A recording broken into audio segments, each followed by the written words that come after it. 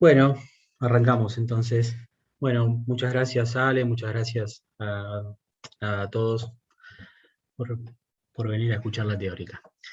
Bueno, sí, o sea, la teórica esta que vamos a desarrollar hoy es sobre las reversiones, sobre el ejercicio que estamos realizando en el taller, que se llama Impulsos Proyectuales para Nuevas Espacialidades Educativas. Uno cuando arranca a armar una teórica siempre tiene como dos problemas, ¿no? Uno es cómo empieza y el otro cómo termina. Y después la teórica un poco que se va armando en el medio, ¿no? Con sumatorias de varias cosas que se van enganchando y van apareciendo cosas nuevas. Entonces me parecía como un buen inicio y dado el contexto en el que estamos, poder contextualizar un poco eh, el problema, ¿no? Y poder contextualizar un poco la facultad.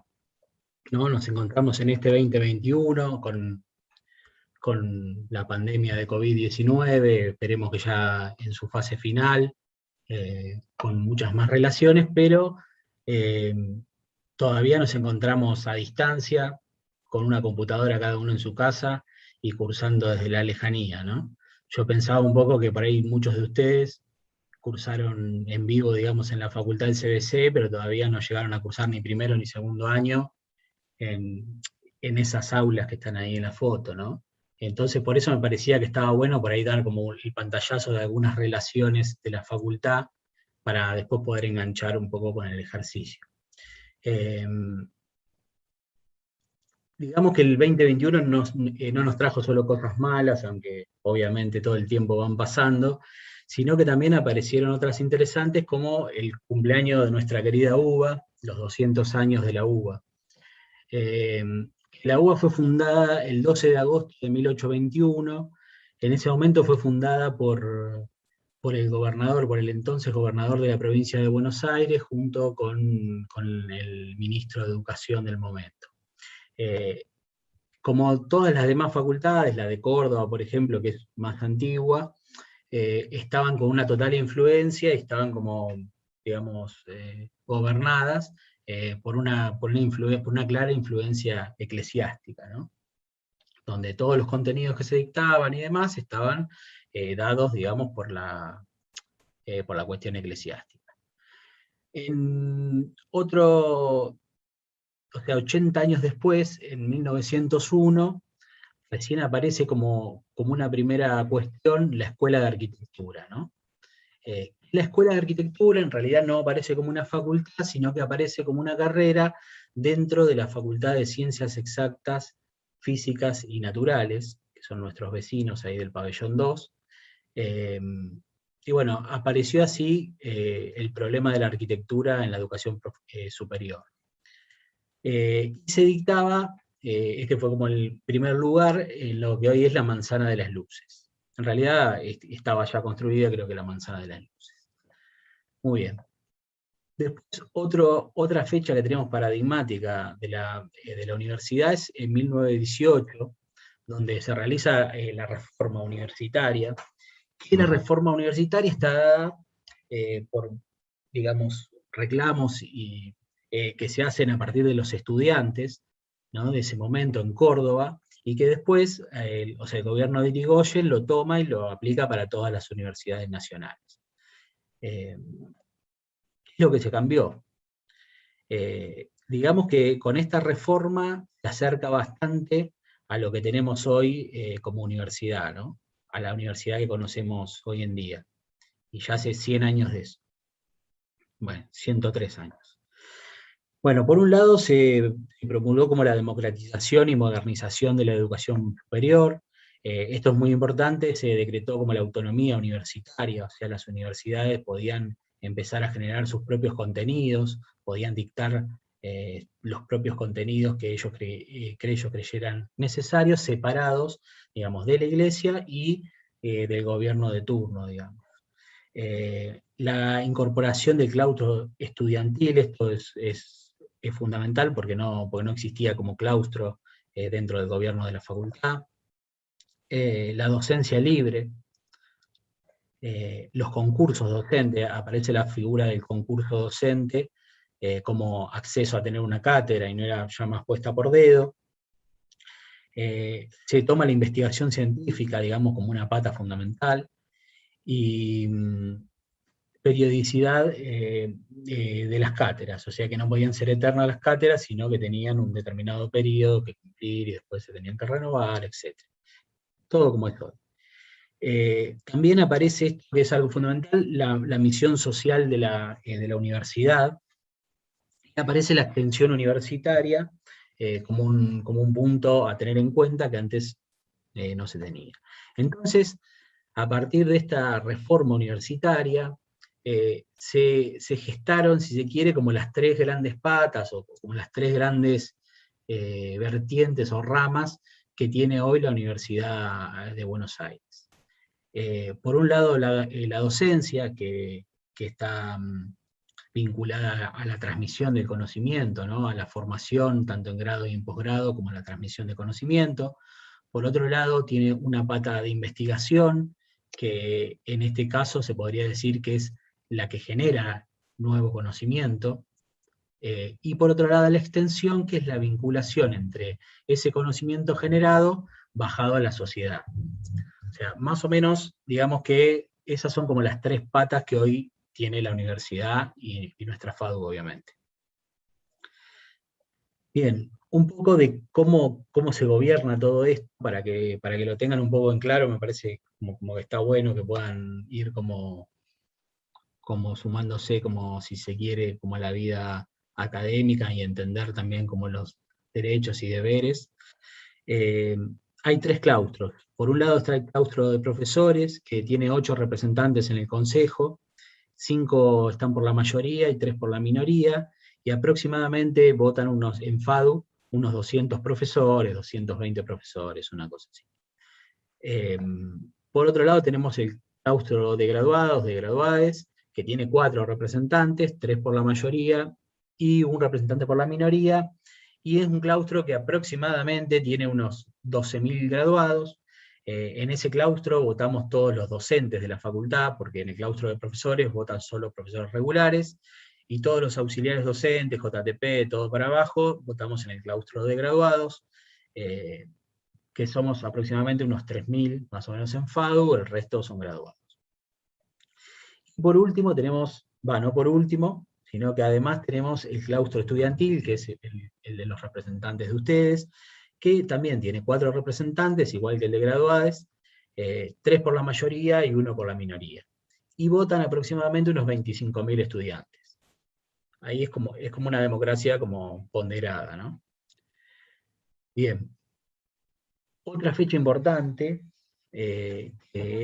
como para tener en cuenta, es en 1947, en el segundo gobierno popular, digamos, si el primero fue el de Irigoyen, que se hizo la reforma universitaria, en 1947, en el gobierno peronista, se crea la FAU, que la FAU era la Facultad de Arquitectura y Urbanismo, o sea, dejó de ser una carrera que estaba metida dentro de una de la Facultad de Exactas y pasó a ser una facultad. Adquirió como otra jerarquía. En el peronismo también se crearon un par de facultades más, creo que la de odontología y alguna otra que me estoy olvidando.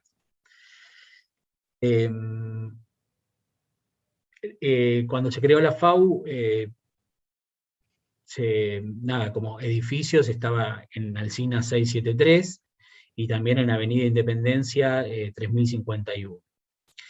Y en un momento hubo también como unas sedes complementarias en unos galpones que estaban por Figueroa Alcorta, como linderos, digamos, a lo que hoy es la Facultad de Abogacía. Después se prendieron fuego y bueno, la ciudad creo que los vendió, no sé qué pasó, o el gobierno nacional en ese momento, y bueno, y llegamos como a Ciudad Universitaria en la década del 60 con el plan, digamos, basados como en el plan que había propuesto Le Corbusier en el 1929, de armar una ciudad universitaria, etc. Y bueno, los militares, por una cuestión estratégica también de concentrar ahí todo el movimiento estudiantil, digamos que generaron lo que hoy conocemos como ciudad universitaria, en el gran edificio que estamos.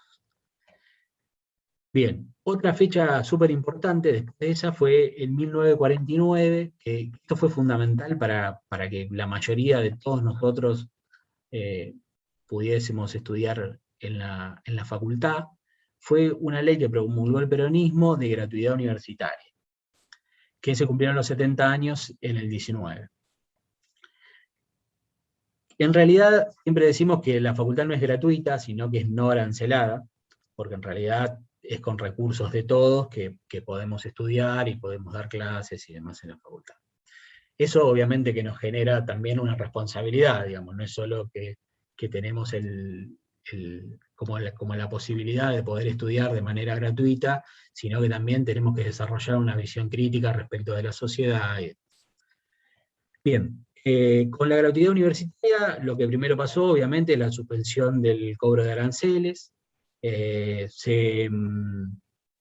Fue como el acceso para las clases trabajadoras a la universidad.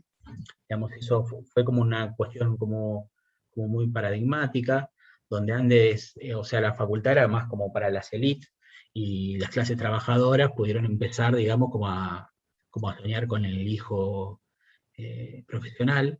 Eh, Hubo un crecimiento exponencial en la matrícula, se multiplicó muchas veces, desde que, o sea, al otro año que empezó a ser gratis, y obviamente que apuntaba a un cambio social, político y aspiracional, ¿no? Que iba como atado a esta cuestión del ascenso social. Eh, ¿Por qué puse lo del ascenso social? Porque en realidad está demostrado que todas las personas que pasamos por la facultad, más allá de que ojalá nos recibamos todos o reciban todos, qué sé yo, pero ya haber cursado por la facultad genera, digamos, como una posibilidad de ascenso social. O sea, por eso muchas veces, por ahí cuando se dice, como desde la derecha, ¿no? que por ahí tiran la plata, que es gratuita, que no sé cuántos no se reciben y demás, genera la posibilidad de ascenso social haber pasado por la facultad. Y la cuestión de un crecimiento personal, obviamente. Y hoy por hoy la UBA tiene alrededor de unos 300.000 estudiantes. Bueno, esto más o menos como para dimensionar un poco el problema. Después, la última de esto, digamos, es que con el advenimiento de la democracia, más o menos entre 1984 y 1986, no tenía bien la fecha precisa, pero fue ahí, lo que era la FAU se empezó a llamar FADU, que es lo que conocemos hoy como la Facultad de Arquitectura, Diseño y Urbanismo. Obviamente que la que prevalecía era la carrera de arquitectura. Apareció diseño gráfico y diseño industrial, como creo que en el 84 apareció gráfico e industrial, y después fueron apareciendo las demás carreras que hoy tiene la facultad, que es diseño de paisaje, imagen y sonido, diseño de indumentaria y diseño textil. Bien. Esto más o menos como contexto general, como para entender como el contexto de la facultad. Eh, Acá lo que quería contarles antes de arrancar con lo demás era un poco como las referencias y como el material que utilicé para armar la teórica. Por un lado está como la croquis de Miralles, que es como la que contiene todas sus publicaciones entre el 83 y el 2000. El libro de Flores y Prat, pensado a mano. También un texto muy interesante que tiene ya sus años, ¿no? Está en una de las croquis, estas de Miralles, que es de Joseph Ketglas, que se llama No te hagas ilusiones, que es un texto muy interesante, después se los puedo compartir, es bastante corto. Y obviamente usé Google y usé algunos blogs que encontré bastante específicos, que tomé de ahí bastantes cosas. Bueno, cuando cuando uno se enfrenta, digamos, como a un problema académico, a un problema arquitectónico, o a un problema de investigación, siempre hay una cuestión primera que es como el recorte de la información, ¿no? O sea, qué cosas son las que yo veo, o las que quiero leer, o las que quiero estudiar, y cuáles son las que quedan afuera.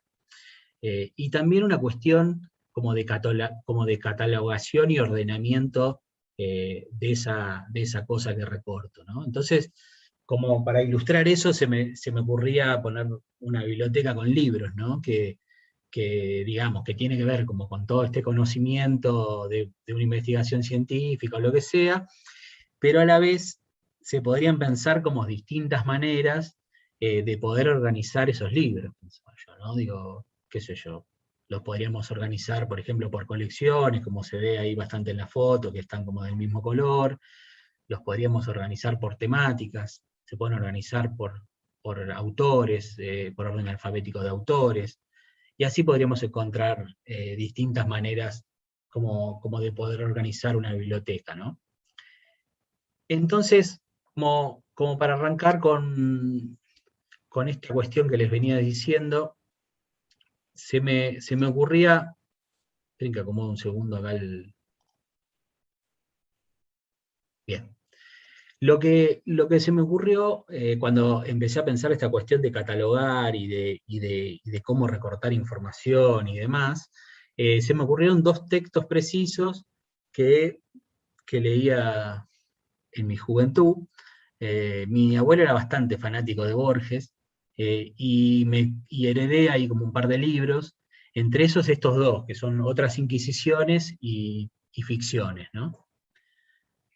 Bien, de, de ficciones me interesaba un texto que es Funes el Memorioso, que léanlo si pueden, la verdad que es un muy lindo relato. Y Funes era una persona que tenía la capacidad como una memoria muy grande, y tenía la capacidad de poder recordar todo lo que vivía, pero al extremo, ¿no? O sea, era una persona que si quería recordar el día anterior, necesitaba un día por delante porque se acordaba todos los detalles de todo lo que había hecho segundo a segundo de ese día. Era una cuestión como infernal, ¿no? Y entonces, de ahí les puse como esta frase que dice Borges, que me parecía muy interesante, y que dice: sospecho, sin embargo, que no era muy capaz de pensar. Pensar es olvidar diferencias, es generalizar, abstraer. En el abarrotado mundo de Funes no había sino detalles, casi inmediatos. Y me pareció interesante esta frase como para reforzar un poco lo que les decía hoy al principio, de que, que para poder pensar y para poder generar un problema hay que olvidar algunas cosas, y hay que generalizar, y hay que poder abstraerse y poder recortar la realidad, digamos, para poder enfocarnos y poder trabajar sobre un problema preciso. Esa es como la manera de pensar, si no nos volveríamos totalmente locos. Por otro lado, eh, hay otro que este es un poco más aburrido, pero tiene unas clasificaciones muy interesantes, que es el idioma analítico de John Wilkins, en Otras Inquisiciones, de 1952. Bueno, ahí hay una fotito, un retrato ahí de John Wilkins. Y bueno, y era muy interesante porque Borges en este relato arma como, o describe distintas clasificaciones de cosas, ¿no? Y yo les voy a mostrar dos de las clasificaciones que me parece que están buenas. Una dice: consideramos la octava categoría, la de las piedras.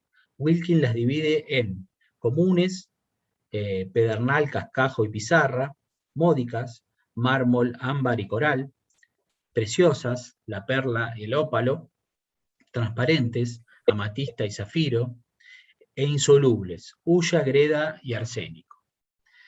Claramente estas no son todas las piedras, pero sí es el recorte que hacía Wilkins y el recorte que le servía para hacer el estudio que necesitaría específicamente. Y después aparece esta otra categoría que nada, me parece un poco más divertida, que cataloga distintos tipos de animales.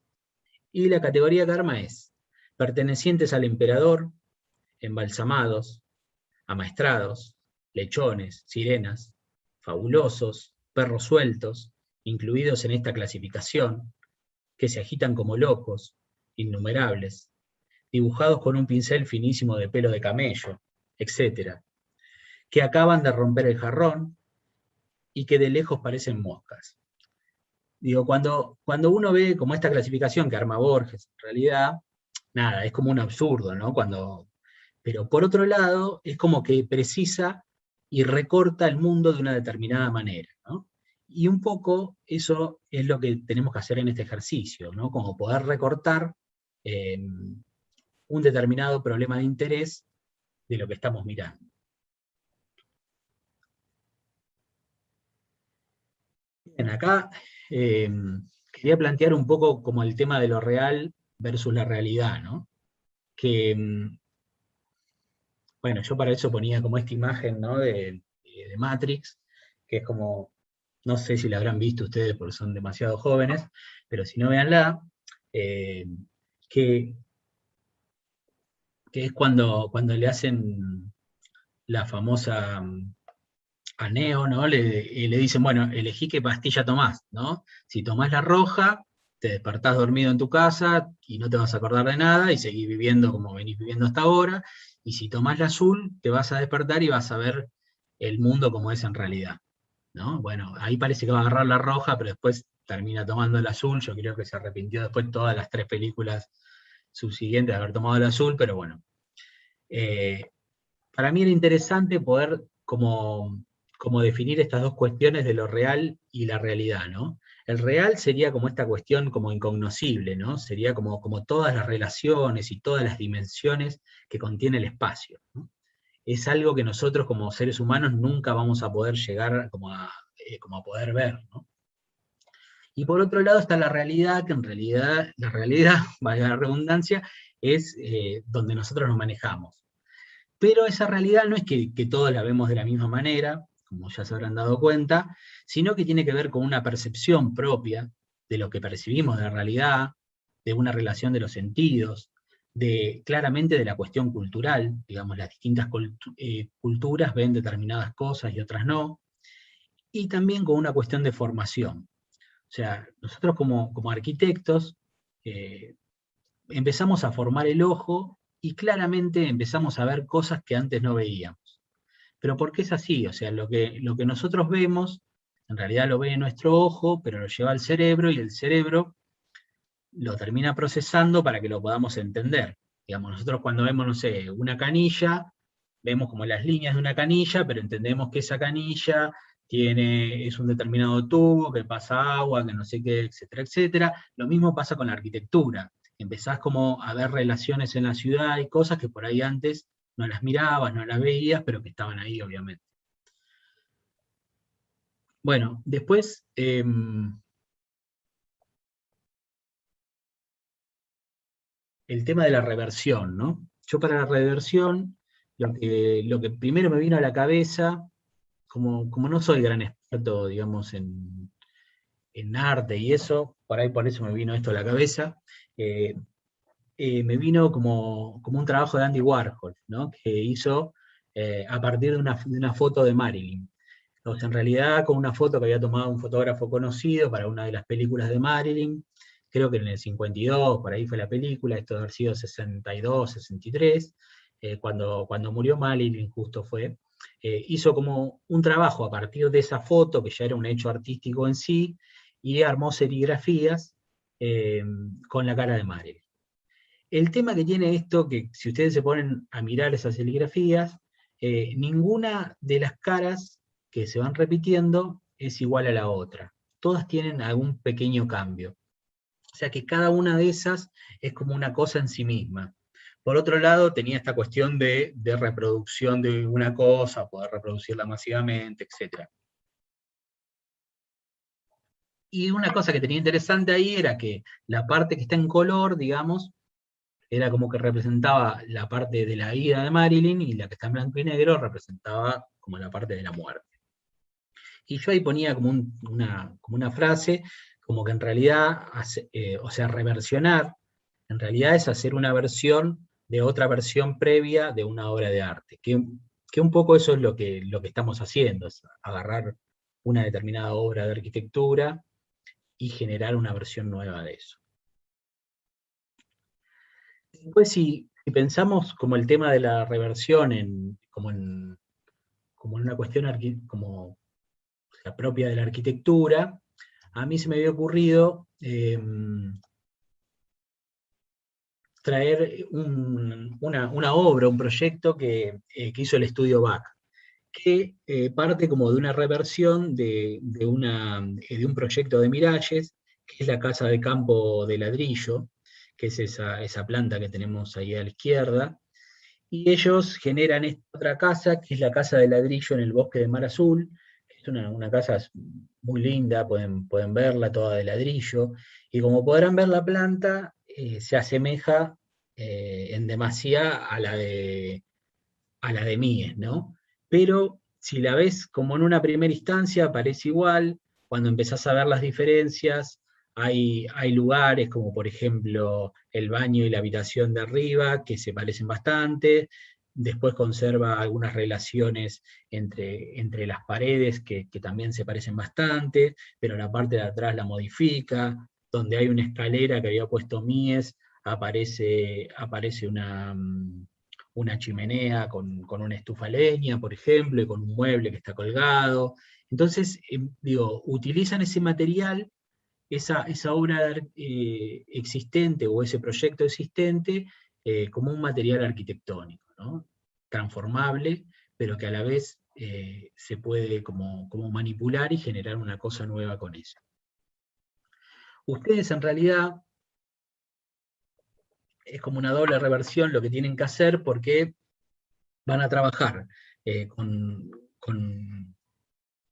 escuelas que nosotros les dimos de ejemplos, y van a tener que desarrollar la famosa escuela del habitar en FADU. Entonces van a tener que hacer la escuela del habitar en FADU, pero además le van a tener que incorporar nuevos usos que hoy no están en esas escuelas. Entonces es como una reversión de una reversión que van a tener que trabajar ustedes. Entonces, yo creo que la reversión arquitectónica esta tiene como tres instancias, ¿no? O por lo menos podemos como encarar como tres instancias del proceso. A mí se me ocurría que hay como una primera etapa como más analítica, ¿no? Que tiene que ver con poder entender cómo es la obra que nos tocó, cómo funciona, cómo se dan las relaciones, cómo son las lógicas de generación de la obra, etc. Después tenemos como una segunda etapa que tiene que ver como más con la experimentación proyectual, con poder generar sus propias reglas para producir, digamos, una nueva arquitectura. Y por último hay una tercera etapa que tiene que ver con la territorialización, que tiene que ver con poder implantar el desarrollo arquitectónico que hicieron. Disculpen un segundo. Bien. Ahí va. Entonces, lo que intentamos generar con todo este ejercicio, en realidad es que ustedes puedan desarrollar una construcción de una mirada compleja sobre un problema, ¿no? Sobre un problema arquitectónico, obviamente. Y no se va a tratar de llegar a tener un proyecto terminado, como por ahí podemos hacer en los talleres de diseño, que bueno, que son 2 veces por semana, uno va todo el año, etcétera, sino que se va a tratar de esto, de poder entender estas relaciones, poder construir una mirada, ser conscientes como de una manera de producir arquitectura, poder poner como en crisis, pero con el buen sentido de la crisis, eh, todas estas cuestiones. Bien, entonces, para la construcción de esta mirada, disculpen, para la construcción de esta mirada, hay que tener una comprensión como de las lógicas, como en la parte del análisis, ¿no? Más que nada, tener una comprensión de lógicas, estrategias y tácticas proyectuales del proyecto, valga la redundancia. La utilización de la obra como un material de proyecto, entender esta cuestión que trataba como de decir antes, de que el proyecto en realidad es un material de trabajo, y después desarrollar como la construcción de lógicas proyectuales propias, que es un poco esto que veníamos charlando. Desarrollo de resultados reflexivos que experimenten sobre nuevas relaciones del habitar. O sea, esto sería como la justificación de para qué hacemos todo esto anterior. En realidad para encontrar como nuevas relaciones en el habitar. Y un poco nos planteamos eso. Bien. Por otro lado, agregué como algunas cuestiones que tenían que ver con esto de la mirada y como de la producción arquitectónica, del texto este de Joseph Ketlas, que se llama No te hagas ilusiones. Es un texto bastante corto que se consigue en internet, si no después se los puedo pasar. Y bueno, voy a leer primero como un par de cosas que van como con la mirada, dos citas en realidad. Bueno, son como una reflexión que arma Ketlas sobre unas citas que hace Adam Bloss. Y dice lo siguiente: quien está en un oficio no tiene fantasías. Loss refiere la anécdota de aquel maestro talabartero, avergonzado de no tener tanta capacidad inventiva como los arquitectos, artistas y profesores de la sesión, cuando estos, para ayudarlos paternalmente, le proporcionaron en una sola tarde docenas de proyectos bien dibujados, de sillas de montar modernas, al maestro se le aclaró la mirada. Respiró tranquilo y lo entendió todo. Si él supiera tan poco de cuero, caballos y monta como ellos, él también tendría fantasía. Vaya que sí la tendría. Y otro que va en el mismo sentido, dice lo siguiente: el maestro cantero está petrificado, dice Loss. Ve y siente el mundo a través como de sus ojos, en realidad. Y no de los sentidos filtrados desde la piedra. Es incapaz de fantasear al margen de lo que en la piedra hay, y de lo que en la piedra puede dar de sí.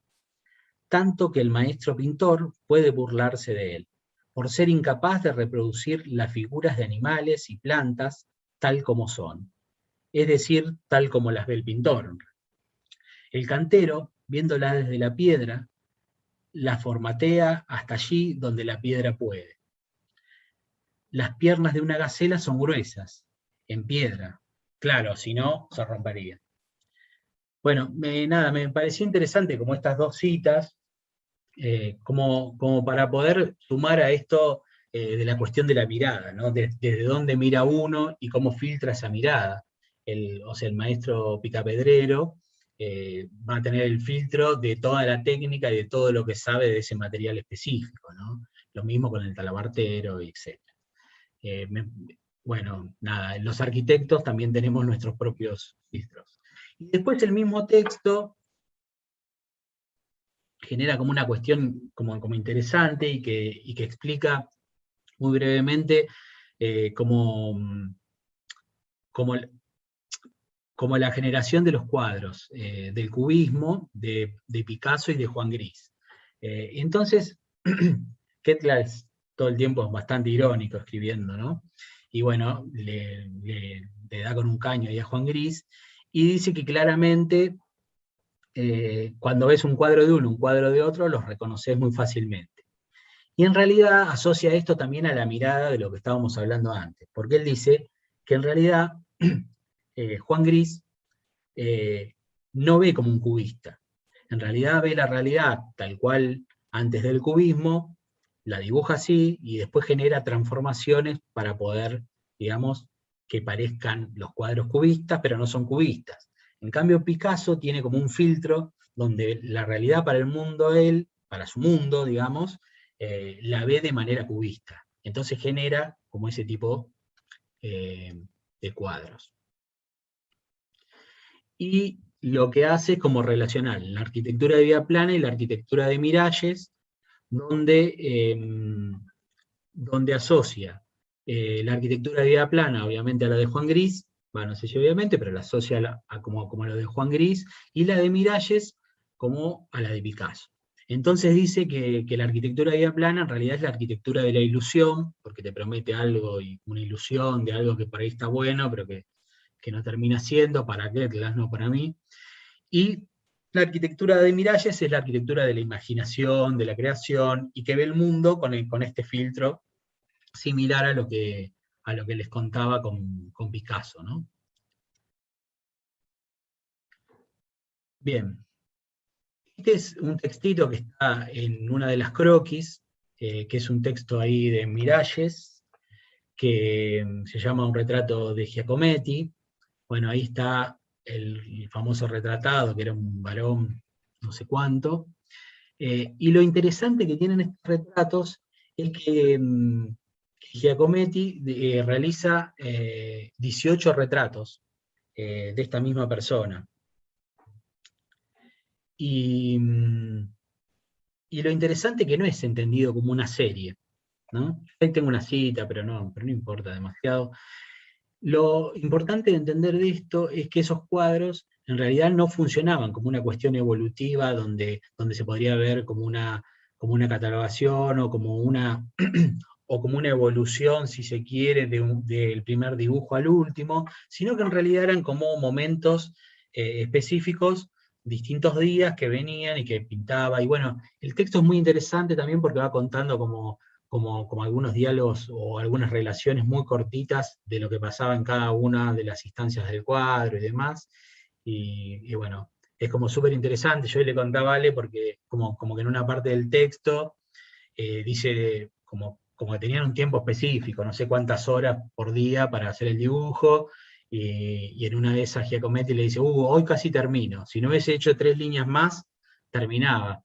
Y en realidad lo que explica ahí que como, como que a veces, digamos, la obra, cuando agregás determinadas cuestiones, tenés que poder seguir. Entonces está como en nosotros ver hasta dónde llegar para dar como por terminada cada una de esas obras, ¿no? Bueno, ahora lo que voy a plantear, que ya es como medio la última parte, eh, son como un punteo de algunas cuestiones que me parecen interesantes para tener en cuenta como a la hora de ponernos a redibujar. Bueno, la primera que planteaba era entender el dibujo como un instrumento científico de conocimiento en arquitectura. Es demasiado, pero no se asusten. Eh, ¿A qué voy con esto? A que el dibujo y el redibujo, tiene que ser un sistema capaz de construir un pensamiento, que es esto que hablábamos al principio.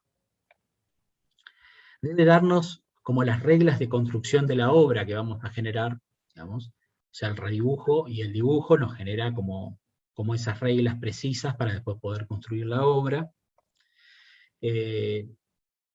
Tenemos que encontrar nuevas relaciones espaciales y materiales que antes no habíamos visto, digo, de esto se trata el redibujo, de poder descubrir ciertas relaciones que no habíamos podido ver como a simple vista.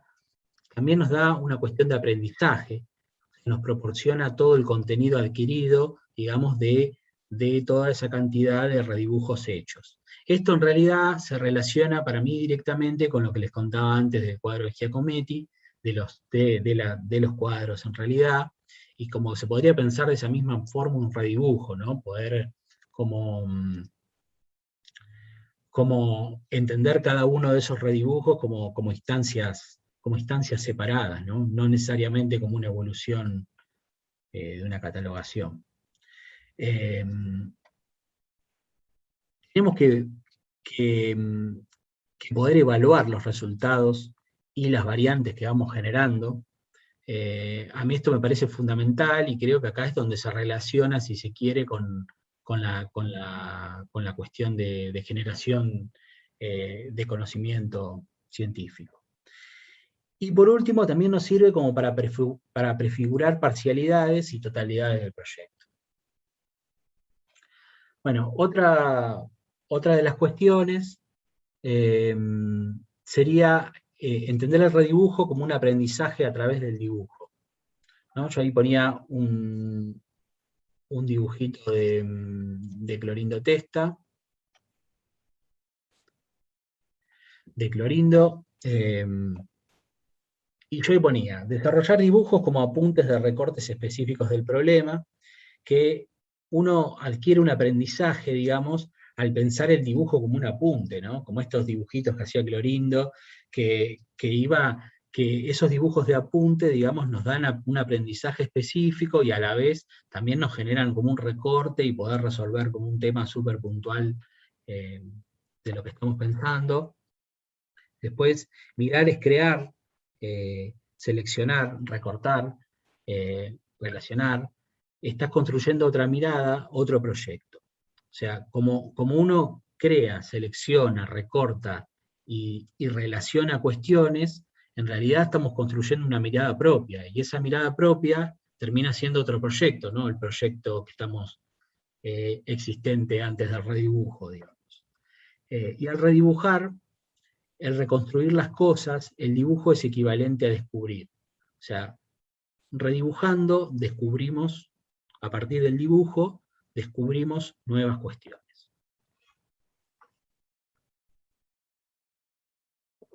Bien. Otra cosa a tener en cuenta, para mí, es poder pensar el dibujo como construcción de una mirada, ¿no?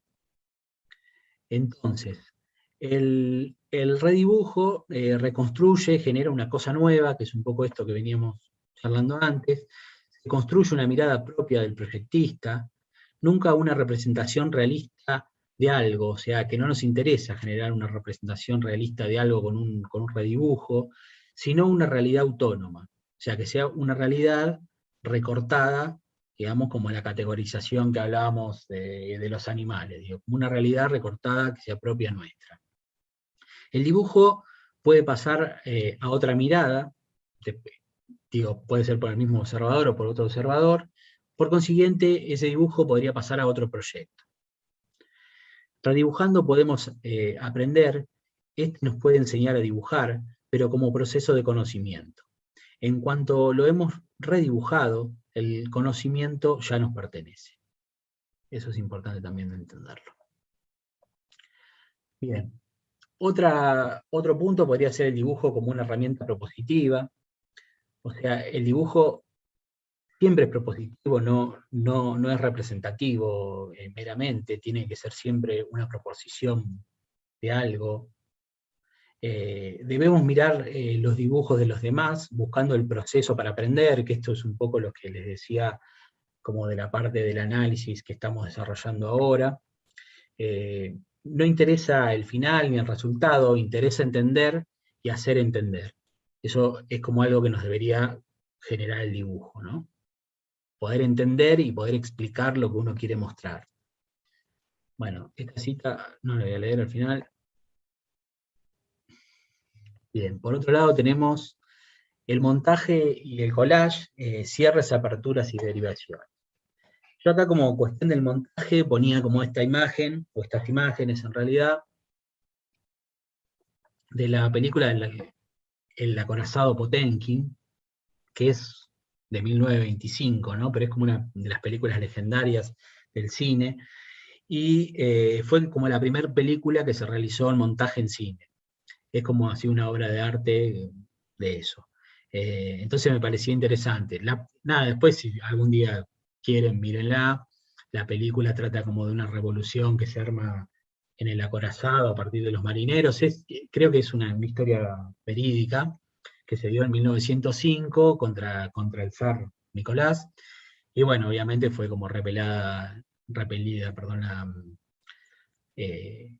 como el levantamiento, y bueno, después vino la Revolución Rusa. Pero no importa, esto es anécdota. Ahí ponía como montaje, en realidad, como render, ¿no?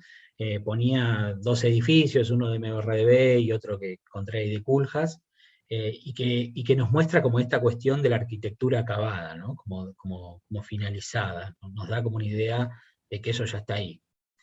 Entonces, los montajes en realidad generan esto, generan una visión realista y acabada del problema arquitectónico. No nos da, o sea, nos da, perdón, quise decir, nos da certezas, no genera dudas ni ningún tipo de preguntas, digamos, es lo que está ahí, tal como se ve, como en realidad. Y nos da una visión de totalidad del proyecto, ¿no? Como que entendemos cuál es la materialidad, cómo se implanta, etc. Por otro lado, tenemos como otro tipo de herramienta, que es para generar otro tipo de cosas, que es el collage. Yo ahí puse uno de Miralles y de Benedetta Tagliabue. Y yo lo que decía acá, que en realidad el collage genera una realidad difusa y posible de ser transformada, digamos, que es, nada, eso. Posibilita aperturas y derivaciones del proyecto, digamos, al no ser como una realidad cerrada, digamos, sino que por ahí es conexa con algunas relaciones, muerta determinados problemas, nos posibilita como una apertura y como una derivación específica en el proyecto. Nos da una visión parcial del proyecto que nos permite explicar el contenido del mismo. Bien. Otro punto, bueno, esta era como forma y formalismo, construcción de lógicas de generación, le había puesto.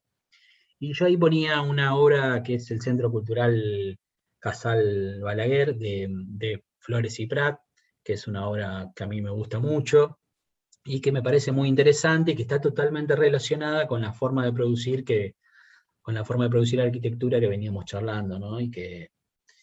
Y nada, tiene como unos detalles súper interesantes, tiene como una cuestión formal muy, muy sugestiva, muy interesante, pero a la vez una relación material como que no se le puede despegar una cosa de la otra, es súper súper interesante, mírenla. Y por otro lado, se me ocurría poner, que también me encanta Gehry, pero se me ocurría poner a Gehry como en esta otra punta del formalismo, ¿no? Que bueno, que desarrolla como esta variedad de formas que se van relacionando de maneras distintas o raras, qué sé yo, pero que a la vez, como el problema, como no pasa la arquitectura por una cuestión contextual o de entender las relaciones materiales, sino solo por las formales. Entonces, yo lo que decía era que no necesariamente los redibujos deben funcionar de manera evolutiva, que se trata de redibujar las formas de otros hasta obtener las tuyas propias, que pocas veces un arquitecto puede inventar formas, modificarlas o reconstruirlas. Es mucho más provechoso que tratar de inventarlas. Bueno, esto decía Miralles en uno de los textos, que muy pocas veces los arquitectos en realidad inventan formas nuevas, ¿no? Y que por ahí a veces era como más fácil partir de una forma ya construida, poder modificarla y quedarte con mucha de la información eh, que tiene ese proyecto. Y muchas veces se cree que la capacidad de inventar formas nos hace ver contemporáneos, pero debemos tener cuidado de no caer en un mero formalismo, decía yo, bueno, más que nada como relacionado con esta arquitectura que hoy puse a Gehry, pero qué sé yo, pero que por ahí se ve bastante, digo, como esta cuestión de la preocupación de solo generar formas per se, digamos, sin estar relacionadas con el contexto o con tantas otras cuestiones que tiene que contener la arquitectura. Bien. Ya estamos terminando. El 7, intuición y duda, espacios de la inventiva, le puse, este es un proyecto muy lindo de Claudio Bechstein, que lo vamos a tener de invitado en algunas clases, y yo ponía, el dibujo debe encontrar su espacio para la duda, para la inventiva y para la intuición. Debe derivarse y tener una lógica propia de funcionamiento y debe generar una nueva cosa, un nuevo proyecto. Bien. Y el dibujo como materia y no como herramienta, esto iba relacionado también un poco como con la cuestión de entender estos proyectos que nosotros le dimos, no como referentes solamente, digamos, de arquitectónicos, sino entenderlos como un material que sea manipulable, que a ustedes les sirva como una materia. Yo ahí ponía, no sé, un tocho de hierro, por ejemplo, entonces ponía, el redibujo tiene que considerar el dibujo como material de trabajo, como materia, encontrando sus propiedades, límites y lógicas de generación y desarrollando y desarrollo de posibilidades según estas propiedades. Y ahí ponía como estas dos imágenes, que una es una escultura de Chillida y otra una escalera fantástica de Carlos Carpa, que bueno, que partiendo, si se quiere, de ese material, digamos, se puede generar un tenedor o lo que sea, un clavo, pero también se pueden generar estas dos cosas, digamos, depende de cada uno. Entonces, poder utilizar estas obras como un material y poder moldearlas, digamos, según los intereses de cada uno. Esta es la última de del punteo, y que tiene que ver con el dibujo y sus reglas. Estas imágenes que están ahí es de un trabajo que hizo Miralles con Eva Pratt, que en realidad creo que lo desarrolló Eva Pratt, sobre cómo acotar un croissant. Nada, yo armo un punteíto, que ahora después charlamos un poco más, que es importante la definición de reglas simples para multiplicar relaciones de maneras claras.